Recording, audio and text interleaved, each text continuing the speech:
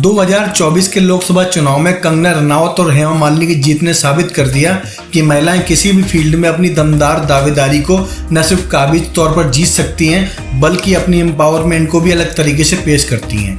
बहरहाल कंगना की जीत ने काफ़ी बड़ी सुपरस्टारों की नींदें हराम कर दी हैं, खासतौर से अपने पुराने एक्स बॉयफ्रेंड ऋतिक रोशन की, इसके अलावा सलमान, अक्षय, अजय, बिकॉज इन सब के खिलाफ कंगना किसी न किसी तरीके से बयानबाजी कर चुकी हैं और आने वाले वक्त में हो सकता है कंगना किसी पॉलिटिकल पावर की सत्ता में आने के बाद, कोई पोजीशन पाने के बाद इनका जीना हराम कर दें।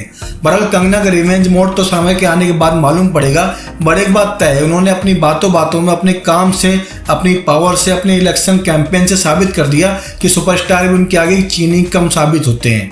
खासतौर से वो लोग जो मुंबई से चुनाव में उतरते हैं, चुनाव जीत भी जाते हैं बट अपनी गरिमा को मेंटेन नहीं कर पाते, जैसे गोविंदा हो गए, सनी देओल हो गए।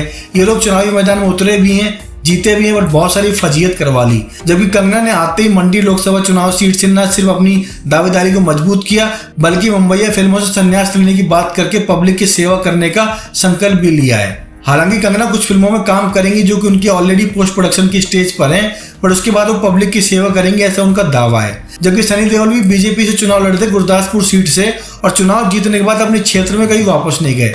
यहाँ तक कि गुरदासपुर में सनी देओल की गुमशुदगी के पोस्टर लग गए, लापता वाले, वांटेड वाले फोटो से भी काफी फजीयत हुई। फिर भी सनी देओल ने वहां जाकर माफी मांगना स्वीकारा नहीं और ना ही कोई काम किया। इसी वजह से इस बार के लोकसभा चुनाव में उनका टिकट कट गया। धर्मेंद्र भी अपनी हेल्थ प्रॉब्लम से चुनावी कैंपेन में हेमा को सपोर्ट नहीं कर पाए। इसी तरह से बहुत बड़े बड़े नेता ऐसे हैं जो बॉलीवुड के नामी नाम है, इसके बावजूद चुनावी कैंपेन में अपना असर नहीं दिखा पाए।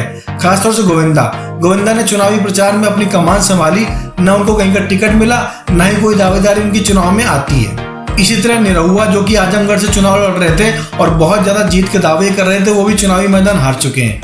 हालांकि मनोज तिवारी, रवि किशन चुनाव जीत चुके हैं, वो निरहुआ उनसे सीनियर एक्टर हैं। कुल मिलाकर कंगना ने, हेमा ने बड़े बड़े सुपरस्टार और खासतौर से पुरुष सुपरस्टार की तूती बंद कर दी है और कहीं न कहीं इशारा कर दिया चुनावी मैदान में सिंहासन खाली करो, बिकॉज महिलाएं नए तेवर से सांसद बनकर सामने आ चुकी हैं।